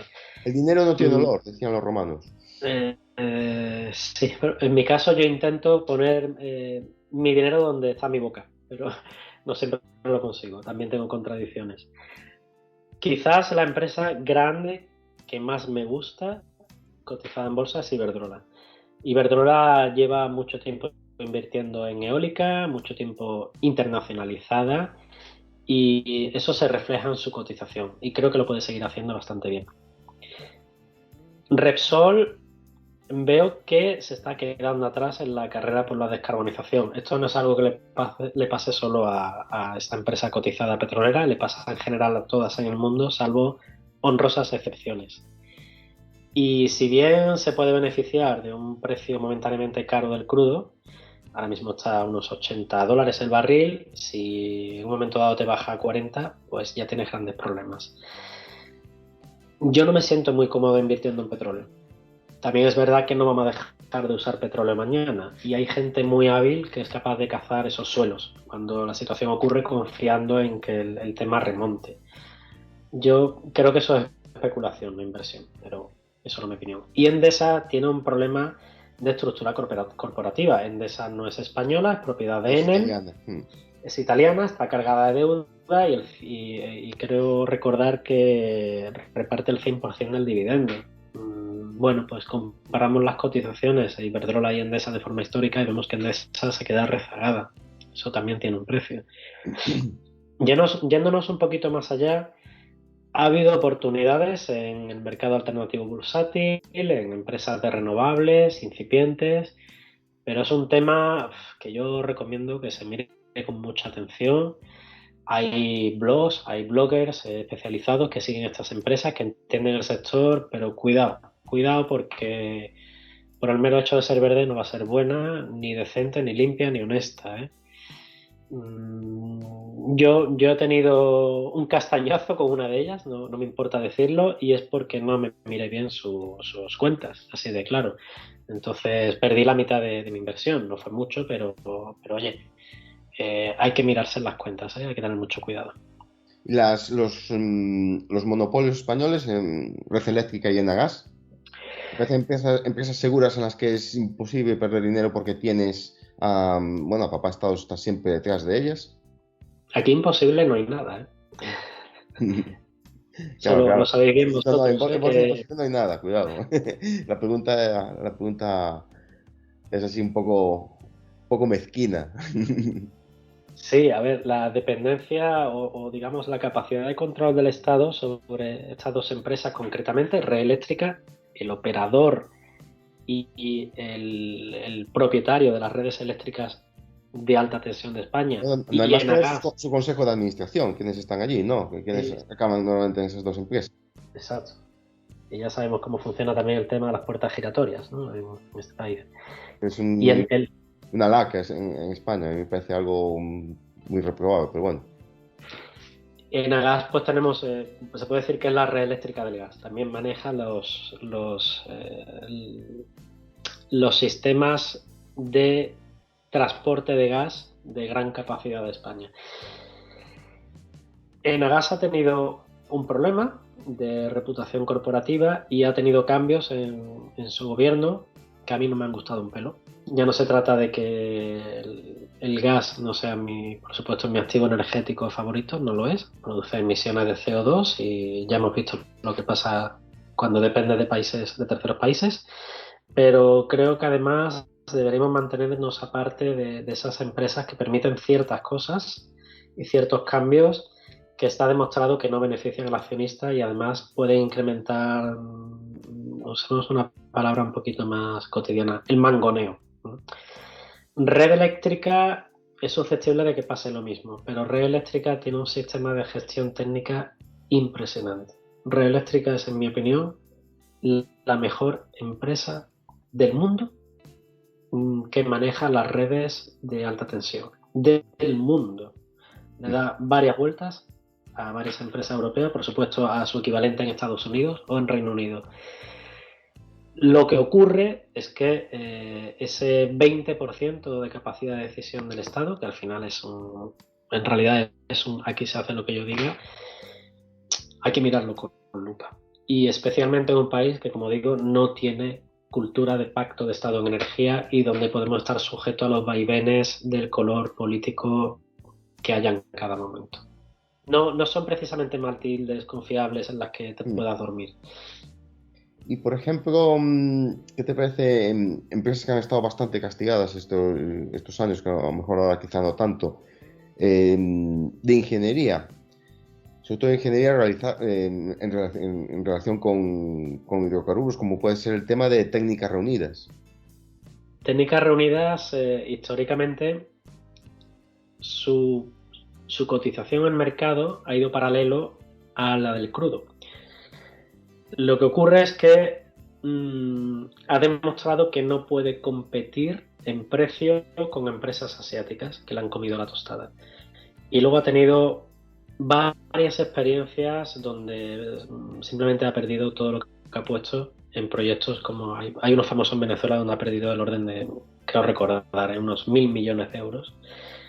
Entonces, yo ya publiqué en 2018, creo recordar, un análisis de técnicas reunidas diciendo que yo prefería mantenerme aparte. Entonces cotizaba en torno a, no sé si a 25 o 30 euros. No sé en cuánto anda ahora, si anda por los 10 o por ahí. Una empresa que depende tremendamente de unos márgenes exiguos. Sí, tiene márgenes muy, muy bajos. Estamos hablando de un 2%. ¿Crees que va a seguir el mismo camino en ese sentido que Duro Felguera? Que fue la... Claro, Duro Felguera es otro ejemplo de libro. Desgraciadamente, del plano técnico, son ingenierías fabulosas con gente con un nivel técnico tremendo que no han sido capaces de salir adelante. No sé si Técnicas Reunidas se recuperará, pero como se dedica gran parte de su negocio se dedica al sector fósil, refinerías, centrales de ciclo combinado que funcionan con gas natural, yo sistemáticamente he ido perdiendo el interés. La verdad, no las quiero seguir porque es un tema con el que no me siento cómodo. Quizá te sientes más cómodo, por ejemplo, con Siemens Gamesa.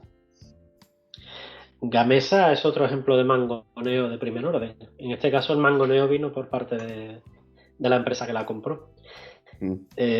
Yo con Gamesa he ganado dinero en los tiempos en los que parece que la eólica no iba a ningún lado y había consenso en que las renovables no salían adelante, y precisamente ahí fue cuando invertí. Y luego cuando vino la fase de optimismo en que iba a haber una fusión con Siemens, y luego de ver las intenciones de la empresa que iba a ser su propietaria, me alegro de no estar ahí, la verdad. Y creo que el tema de gobierno corporativo es muchísimo más importante que a qué se dedique la empresa en sí. O sea, yo he dado con empresas de renovables que son auténticas castañas.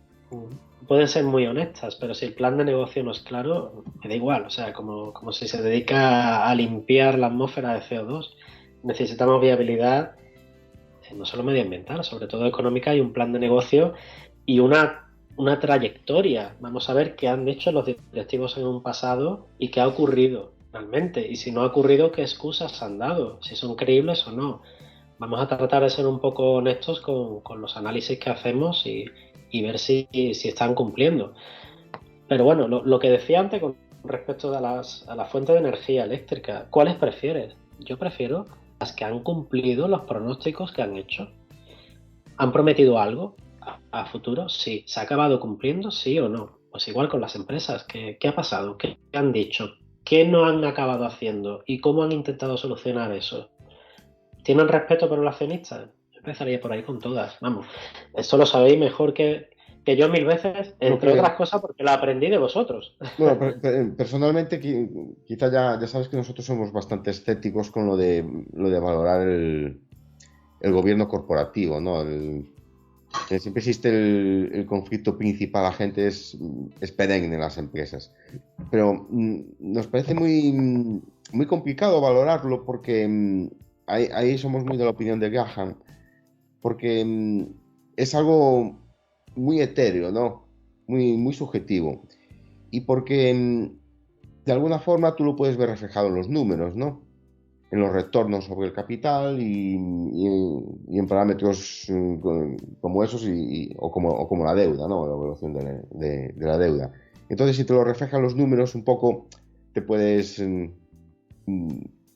intentar alejarte de valorar personalmente al gobierno corporativo, porque me parece complicado hacerlo a nivel de una empresa, no te digo ya en 30 o 40. Era muy bueno el gobierno corporativo de Barón de Ley, pero el tipo sacó la empresa de bolsa y muchos no les gustó el precio al que lo sacó. Depende, entonces en ese sentido siempre somos más cuantitativos, a ver qué dicen los números y la evolución de esos números y ya está. Ya con la indexación ya no tienes ese tipo de problemas, ¿no? Pero, completamente de acuerdo, los números cantan y bueno, hay que tener cuidado con el salario sentimental, ¿no? Mucho te quiero perrito, pero pan poquito, que las palabras vengan acompañadas de los hechos, ¿no? Que son los que tú mencionas. Claro que sí. En este sentido, ¿qué Os voy puedes a contar una esperar? historia. Esta pregunta es bastante difícil, ¿eh? Yo creo que es complicado responderla, pero vamos a hacerla igual, ¿no? ¿Qué puede esperar el inversor, ¿no? De los cambios en la política energética de los estados, ¿no? Es decir, aquí es complicado mojarse. ¿Quiénes son los ganadores y quiénes son los perdedores? ¿El perdedor es Repsol, el ganador es Iberdrola? A grandes rasgos, yo lo tengo claro porque yo he tomado partido y los hechos parecen que por ahora están confirmando a grandes rasgos si apuestas por el sector de las inversiones de aquellas empresas que se dedican a descarbonizar el sector energético, va mejor que las que no se dedican a ello. Esto puntualmente no se cumple. Por ejemplo, en el año 2022 hemos visto que empresas de gas y de petróleo han subido como la espuma. Pero Sí, claro, se ha debido... estuvo muy... Claro, que estaba corto en tecnológicas y largo en energéticas, porque... Pero bueno, ellos ya llevan unos años ahí haciendo esos cálculos, ¿no? Entonces al final se plasmó y han tenido éxito en 2022. Supongo que ahora cambiarán de torno. Pues un poco a todos al respecto, sí. Sí, perdón la interrupción. No, efectivamente. Tal y como dices. El precio del crudo ya se mantiene estable en torno a los $80 el barril. El del gas está colapsando. Ahora mismo el gas de referencia en Europa está más barato que antes de la invasión rusa. Está el precio de noviembre de 2021. El precio del carbón pues está volviendo a sus fueros. Entonces, bueno, lo que se ha producido una disrupción, un hecho disruptivo como es una guerra, además el principal suministrador de la principal economía de la Unión Europea. Una vez desaparece eso, si es que desaparece, no creo que vayamos a estar en guerra permanente ni que sus efectos nos vayan a afectar para siempre, porque llevamos tiempo ya tomando medidas para estar por lo menos parcialmente inmunizados ante esa amenaza. Mi apuesta es que le irá mejor a las empresas que se dedican o bien de lleno a políticas de descarbonización o que están transicionando hacia ellas. Ahora bien, mucho cuidado, porque hay empresas que en una mano quieren efectuar estos cambios e invertir, digamos, en energías limpias, pero no terminan de deshacerse del negocio fósil o siguen empeñándose en conservar viejas estructuras. Y el esfuerzo en inversión que eso requiere se puede comer el beneficio de muchos años. Entonces, salvo que conozcamos muy bien la empresa en concreto, que veamos claro cuál es su plan, yo contaría a futuro con una estabilidad a largo plazo de que las políticas de descarbonización van a ser efectivas, que cada vez vamos a tener más renovables en las redes, que los coches eléctricos van a tomar las calles, como ha pasado en Noruega, que ya se venden el 90% de los coches eléctricos. Ese es el futuro que creo que vamos a ver en Europa, que el sistema va a ser cada vez más electrificado, va a haber cada vez más baterías, va a haber cada vez más aplicaciones en las cuales se va a sustituir el gas fósil o el carbón fósil por electricidad. Ese es un poco el mundo hacia el que vamos. Y Mi apuesta personal es que un ETF de ese tipo de energía, comparado con un ETF que concentre más empresas ligadas al negocio fósil, lo debería hacer mejor a largo plazo, siempre y cuando el punto en el que elijas el comienzo de la inversión, o si lo haces con un sistema de dollar averaging, ¿no? Se puede de poner cada mes la misma cantidad, ¿no? En las inversiones, lo debería hacer mejor. Ahora bien, no solo tenemos el problema de que hay empresas que van a requerir un esfuerzo gigantesco de inversiones que se van a comer ese beneficio, sino que hay sectores enteros los que igual van a tener un futuro estupendo en instalar redes eléctricas o instalar energía solar, y sin embargo no van a devolver necesariamente beneficio al accionista. Por ejemplo, pensemos en qué pasó con el sector de los ferrocarriles en Estados Unidos en el siglo XIX. Es evidente que era el futuro en aquel momento y la gente iba a viajar en ferrocarril de una costa a otra. Pero desde el punto de vista del inversor fue ruinoso. Sí, o aviación, o sea, invertir en aviación eso es jugártela, ¿no? Incluso el propio Warren Buffett dijo que no invertiría en aviación, acabó invirtiendo, después vino el COVID y bueno, en fin. Vendió, él dice que no vende, ¿no? Que es para toda la vida y tal, pero vendió. Dio pérdidas y palmó el 50%. Entonces, cuidado. Voy a invertir en paneles fotovoltaicos porque es el futuro. Sin duda, es el presente ya. Va a ser el futuro, se van a instalar en todas las casas que se puedan en toda Europa, en gran parte del mundo. ¿Va a ser necesariamente rentable? A mí me gustaría hacer un inciso, si me dejas hacer un inciso, justamente lo que estás diciendo, que es lo del beneficio accionista y si va a ser necesariamente rentable. Yo apuntaría, pues dependerá, como en cualquier otro tipo de activo, del precio que pagues. Tal como te diría Gaja. Bueno, vamos a terminar con dos preguntas. Una sobre un tema muy concreto y otra sobre ya un tema también concreto, pero ya un poco personal para Carlos. La primera es aerogeneradores sin aspas. Mucha publicidad. ¿Pero tú qué opinas? Estos son los aerogeneradores verticales, ¿no? Que dicen que son modulables, pequeñitos, que lo instalas en una azotea, da igual de dónde sople el viento y te dan muchísima electricidad. Vale. Todavía no he detectado un fabricante o una noticia en prensa que dé los números correctos. Normalmente suelen decir que producen mucha más potencia, mucha más electricidad de la que es físicamente posible. A ver, la energía eólica es bastante sencilla. Hay una ley física, que es una ecuación con 4 componentes multiplicados, no tiene más, que te dice cuánta electricidad puedes extraer de ahí. Normalmente yo he encontrado, llevo 15 o 20 años encontrando este tipo de tecnología, en el 95% de los casos he encontrado que es capaz de producir 3 o 4 veces más, al menos, de que la energía que le puede llegar directamente si se aprovechara toda la del viento, lo cual es físicamente imposible. No puedes coger toda la energía del viento y tal como pasa el aerogenerador se queda el aire ahí parado, ¿vale?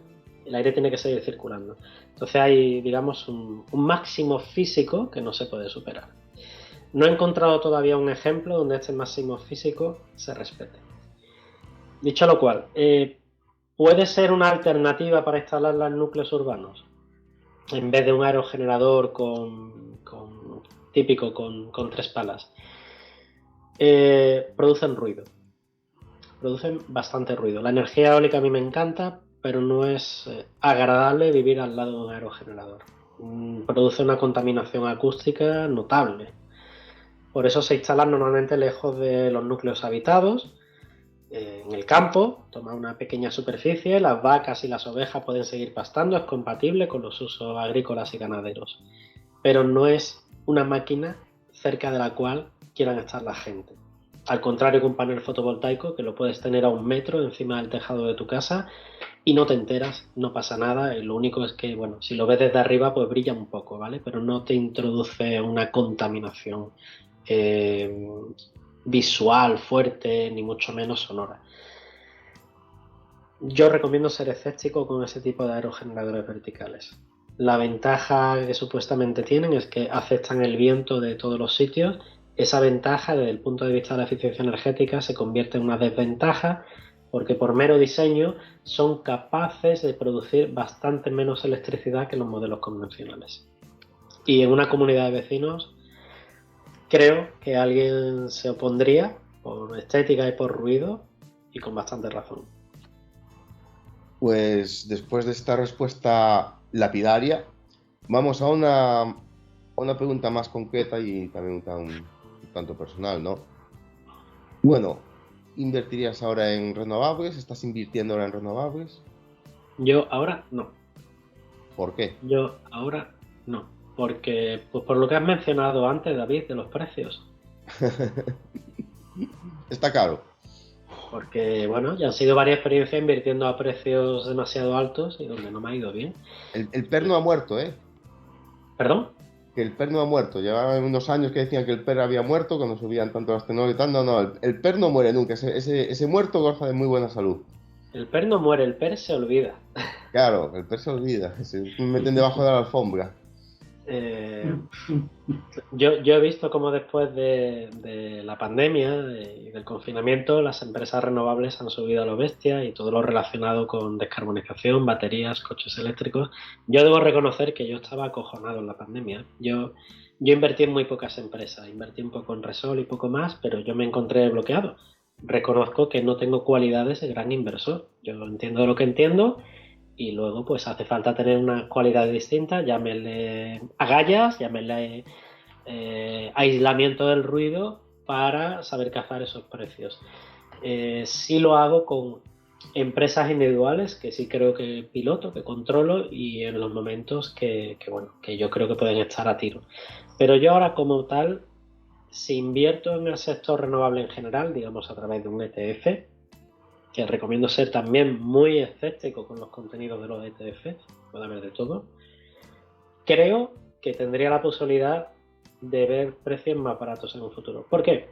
Pues por lo que tú dices, el PER sigue ahí y hay empresas que están cotizando a PER de 3 cifras dentro de los ETFs. Esa no es una situación con la que yo me encuentre cómodo. ¿Me puedo perder un tren en un futuro? Sí, me lo he perdido desde el confinamiento de la pandemia. Pero las prisas tampoco son buenas consejeras. Mira, un contraejemplo que hay ahora es Tesla. Sí. Tesla, ¿no? Que tanto ha subido, tanto ha dado que hablar y ahora está de capa caída, su cotización no para de despeñarse y ya parece que la gente, pues,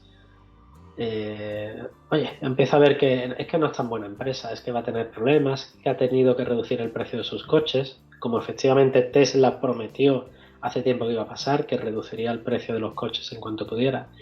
Ahora que Tesla se le empieza a dar la espalda en el mercado es cuando yo empiezo a interesarme por ella. No solo Tesla, también hay fabricantes incipientes de modelos eléctricos, hay startups que han sabido andar el camino y que están dando pasos prometedores y yo confío que la movilidad eléctrica, no solo con coches, también bicicletas, patinetes, creo que merece una oportunidad, pero no cuando todo el mundo está ahí, la verdad. Sí, en eso estoy de acuerdo. Bueno, siempre hay dos alternativas para un poco olvidarse de todas estas problemáticas, indexarse al mercado en general y asunto terminado.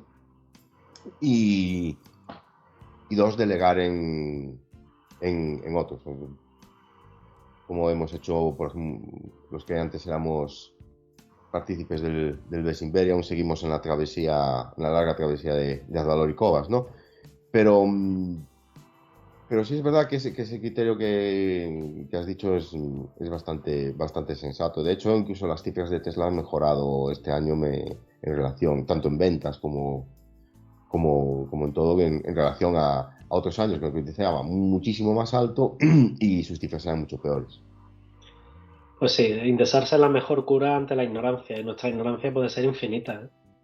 Vamos. Sí, a mí no hay frase de inversor particular que más me asuste. Que conozco muy bien la empresa y conozco muy bien el negocio. Yo le oigo eso a alguien y me echo a temblar.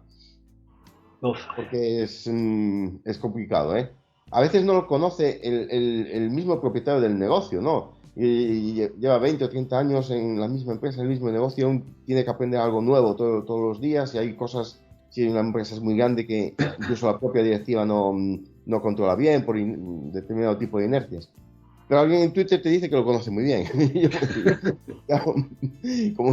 como si te nada todos los días con Bill Gates y Warren Buffett, ¿no? Pero bueno, así son las cosas. Y por muy bien que la conozca, tu director contable puede llevar años haciendo trampas y tú no lo sabes, ¿eh? Sí, claro. ¿Hay alguna startup que te guste en especial?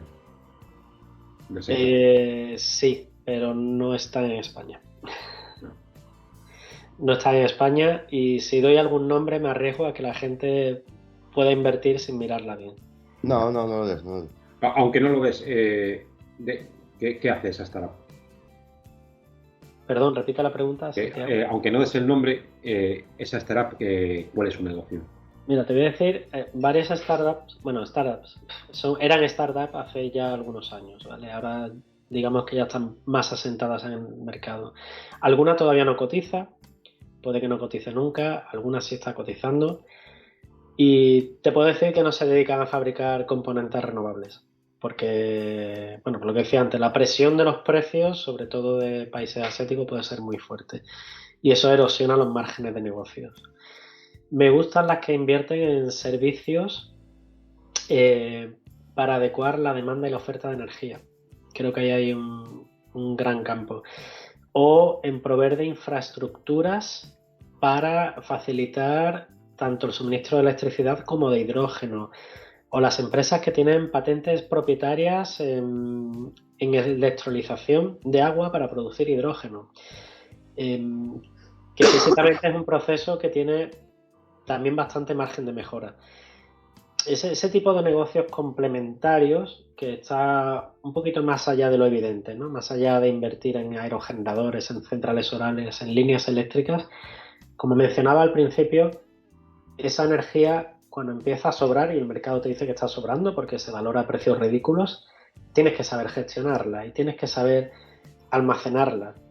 Hay una empresa que me gusta que está diseñando el software y todo el paquete de servicios asociados para que los coches eléctricos puedan convertirse no en consumidores de electricidad, sino en las baterías para suministrar esa electricidad cuando se necesita. Es decir, tú te pones a cargar tu coche por la noche y bueno, tú lo usas, un patrón, el sistema detecta que lo usas 40, 50 kilómetros, pero tu coche eléctrico tiene una autonomía de 400. Tú no estás usando el 90% de la electricidad. Y esta empresa está ya implementando proyectos piloto para que el propietario del coche, y él es el propio habitante de la casa, surta de electricidad a través de la batería del coche al sistema eléctrico cuando lo necesita. Y se espera que cada vez se necesite más. Entonces, de esta forma tú no tienes que comprar una batería para modular tu autoconsumo eléctrico, sino que la batería que lo hace es el propio coche eléctrico. Que al día siguiente, en vez de tenerlo cargado al 100%, lo vas a tener a 70%, sí, pero los parámetros son regulables, los precios de mercado son regulables y todo el proceso que hay detrás, que ¿cómo sería? Smart Energy, ¿no? Digamos, es algo que es complejo de modelar y en términos económicos todavía más complejo de hacer beneficioso para todas las partes. Entonces, integrar toda la cadena de valor que hay detrás de esos servicios, de casar demanda y oferta de forma, llamémosla inteligente, ¿vale? Pero, ¿me entendéis? No hay inteligencia ahí detrás, es simplemente un aumento de la eficiencia. Es algo muy prometedor en las sociedades urbanas como la europea. Pero ¿cómo funciona eso? Porque sí, a mí me sobra energía, pero la vuelco en el sistema, pero después a los 2 o 3 días tengo que volver a engancharme para volver, porque la vuelvo a necesitar. ¿Dónde está ahí el beneficio? Pensemos, por ejemplo, qué ocurre ya en verano en España, ¿vale? Y bueno, qué va a ocurrir en un futuro. A mediodía tienes una producción solar. En el cambio de precio. Entonces tienes los precios completamente deprimidos, ¿vale? Tú puedes tener el coche cargando, puedes tener en tu casa, si no, si estás en tu centro de trabajo, estás absorbiendo esa electricidad a ese precio. Evidentemente no te va a salir gratis, alguien tiene que ganar con la operación y esta empresa es la que está, digamos, ejerciendo su trabajo y llevándose una comisión a cambio. Luego llegas por la noche con el coche prácticamente cargado a tu casa porque has hecho 10, 20 kilómetros como mucho. Tienes la batería al 90%, al 95% y hace falta esa energía por la noche. Entonces descargas en parte tu coche, ¿vale? No descargas completamente, ¿vale? De eso se encargará el sistema porque si no al día siguiente no puedes ir a trabajar. Sí. Pero también puede ocurrir lo contrario. Puede estar soplando el viento por la noche, los aerogeneradores funcionando a toda máquina y tienes que recargar el coche por la noche, ¿vale? Entonces, antiguamente teníamos esa tarifa nocturna que lo que hacía es que, bueno, como el sistema eléctrico no era tan modulable como ahora y mucho más modulable que va a ser en el futuro, por la noche el precio de la electricidad era más barato que de día y tú recargabas los acumuladores eléctricos para calefacción. Ahora los precios baratos pueden venir prácticamente a cualquier hora, dependiendo de cuál sea la fuente dominante de electricidad. Y si tienes renovable, lo que hace el sistema es meter a la renovable en primer lugar. ¿Por qué? Pues porque son gratis. No nos cuesta tener electricidad renovable una vez has pagado la instalación. El OPEX es prácticamente inexistente, ¿vale? Entonces esta empresa no es la única, ¿eh? Hay muchas que intentan abrirse paso en esto. Lo que hace es intentar proveer de esos servicios no solo a consumidores domésticos, sino que es especialmente interesante en grandes consumidores, en industrias, en centros comerciales, y poco a poco lo que se va a conseguir es que la curva de demanda eléctrica, que tiene sus variaciones a lo largo del día, se vaya aplanando. Ese sería el escenario ideal. Una curva cada vez más plana indicaría unos precios cada vez más óptimos para todos. Y una cosa de la que no hablamos, la tecnología de acumulación de energía, baterías y todo este tema. ¿Cómo podríamos complementar las placas que vamos a poner en una casa con un sistema de acumulación de energía? La forma más sencilla es con una batería doméstica. Y ese es otro campo en el que estoy explorando empresas que también, bueno, algunas me gustan especialmente, pero no son fabricantes de baterías.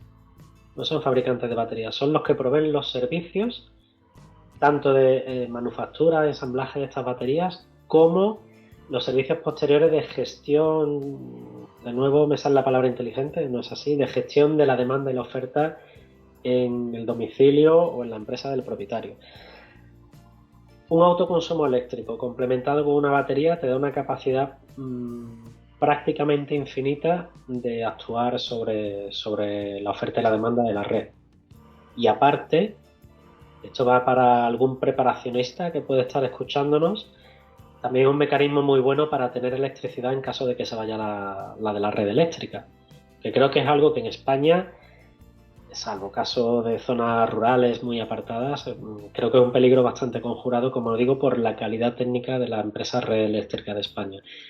Pero oye, tener ahí tu batería, tu autoconsumo fotovoltaico y saber que en un caso de emergencia por lo menos vas a poder tener un mínimo de electricidad para proveerte unos servicios básicos, la verdad que da bastante confianza. Y si encima te puede ayudar a reducir tu factura eléctrica o a eliminarla completamente, pues miel sobre hojuelas. Porque para los que no sabemos del tema, no es obligatorio tener baterías y placas, ¿no? Se puede tener placas solo. No es obligatorio. Que yo sepa, hay una especie de, no sé si llamarlo vacío legal, en la instalación de las baterías.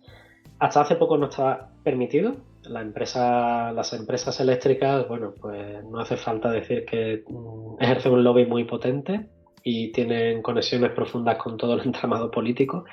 Entonces, claro, imagino que no es del agrado de estas empresas que los ciudadanos accedan a un uso democrático de producir su propia electricidad, porque están perdiendo poder por el camino.